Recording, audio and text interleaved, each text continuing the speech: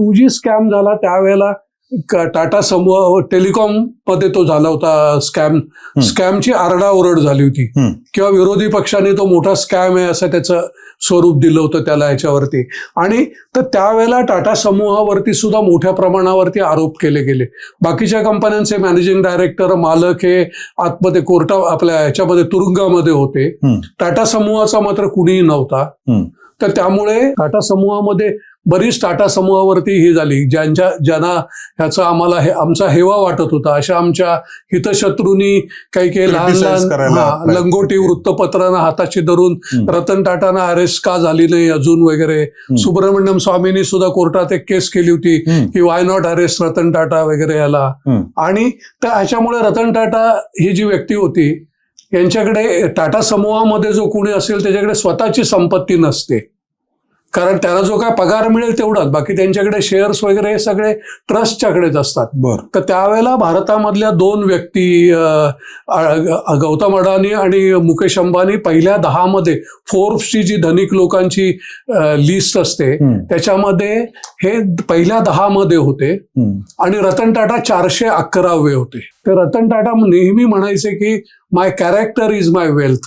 तर त्यामुळे ज्या वेळेला आरोप झाले टाटा समूहावरती आणि why not arrest Ratan Tata त्यावेळेला ते एकदम असे म्हणजे चवताळून जायचे. म्हणजे ही वॉज फ्रस्ट्रेटेड. आणि मग नंतर यांच्या विरुद्ध बदनामीचे खटले का करत नाहीत. तर त्यांना सांगायला लागायचं की भारतामध्ये बदनामीचा खटला केला तर 10-15 वर्ष सुद्धा काही होणार नाही. मग ह्याच्यामध्ये लंडनमध्ये का करत नाही. तर ते त्यांना मग सांगायला लागायचं की तिकडे करायचं असेल तर त्याला एवढा खर्च येईल की तो म्हणजे आपल्याला परवडणार नाही वगैरे अशा प्रकारचा खर्च येईल त्या ठिकाणी ह्याला. आणि तर त्यामुळे म्हणजे त्यामुळे आणखीन ते फ्रस्ट्रेट व्हायचे वगैरे. तर त्याच वेळेला त्यांना आपली जी सरकारी समिती म्हणजे संसदेची समिती आहे पार्लमेंटरी समिती पब्लिक अकाउंट्स कमिटी ज्याला लोकलेखा समिती मराठीमध्ये म्हटलं जातं त्याच्यामध्ये 22 खासदार असतात. प्रत्येक पक्षाच्या स्ट्रेंथ प्रमाणे ते खासदार असतात लोकसभा आणि राज्यसभा मिळून. त्यांना साक्ष देण्यासाठी समन्स पाठवलं रतन टाटांना. हेही समूहामध्ये प्रथमच होत होतं की एखादी संसदीय समिती साक्ष देणं म्हणजे हे थोडक्यात आरोप असल्यासारखाच प्रकार असतो की ह्याच्यावरती तुमची सफाई द्या अशा प्रकारचं असतं ह्याच्यावरती. तर तेही समूहामध्ये प्रथमच होत होतं. त्याच वेळेला आमच्या संपूर्ण समूहाच्या पब्लिक रिलेशन ऍडवायझर म्हणून नीरा राडिया होत्या. त्या एक बाई ज्या होत्या त्या अतिशय वादग्रस्त हे होतं. आणि त्या वादग्रस्त का झाल्या कारण त्यांच्यावरती इन्कम टॅक्सनी त्यांचा जो टेलिफोन कनेक्शन होतं ते त्यांनी ऑब्झर्वेशन खाली ठेवलं होतं. म्हणजे त्यांची संभाषणं ही टेप केली जायची. अशी जवळजवळ 5,500-6 हजार संभाषणं टेप केली झाली. आणि त्या पब्लिक रिलेशन संपूर्ण समूहाच्या सल्लागार होत्या आणि आमच्या टेलिकॉम सुद्धा ऍडवायझर होत्या. मी टेलिकॉमचा प्रेसिडेंट होतो टेलिकॉम रेग्युलेशनचा आणि त्या मला रिपोर्ट करायच्या. तर त्या बाईंच्यामुळे सुद्धा आमच्या समूहाची बदनामी झाली होती. तर त्यामुळे त्या लोकलेखा समितीने पब्लिक अकाउंट्स कमिटीनी त्याचा अध्यक्ष असतो हा विरोधी पक्षाचा मुरली मनोहर जोशी त्यावेळेला अध्यक्ष होते. तर त्याने आम्हाला समन्स पाठवलं. नीरा राडियाना त्या दिवशी 5 एप्रिल 2011 आपल्याकडे मुंबईमध्ये तो म्हणजे महाराष्ट्रात तो पाडव्याचा दिवस होता. आणि त्या दिवशी आम्हाला त्यांनी साक्षीसाठी बोलावलं.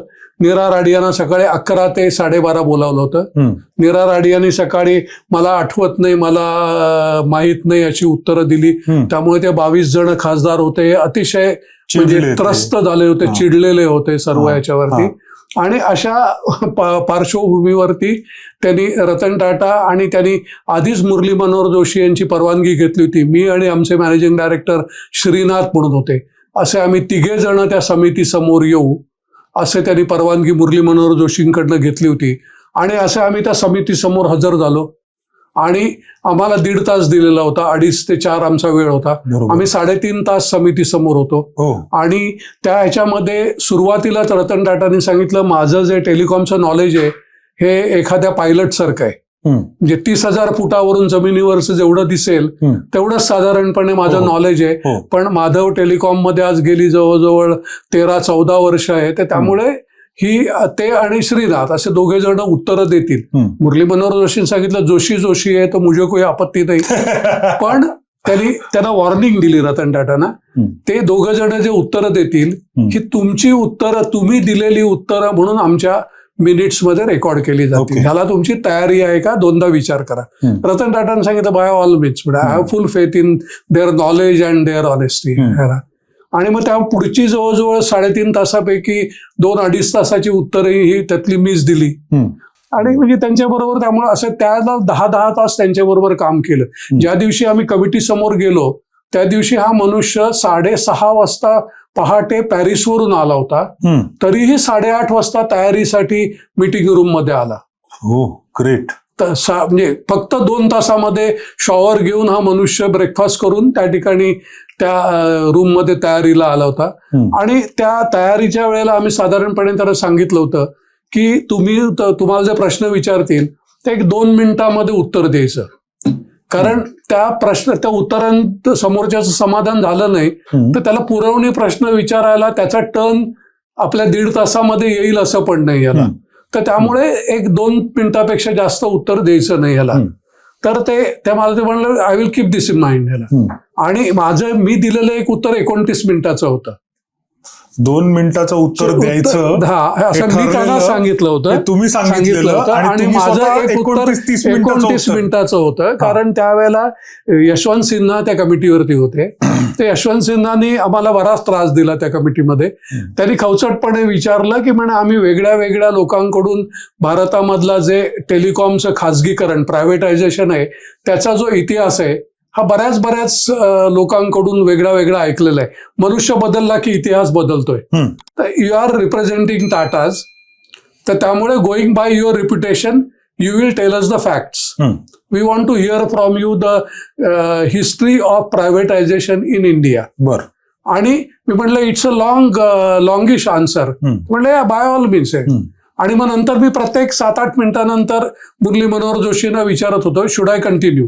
तर त्याने सांगितलं yes you must continue till the time you finish. आणि ते 29 मिनिटं उत्तर चाललं.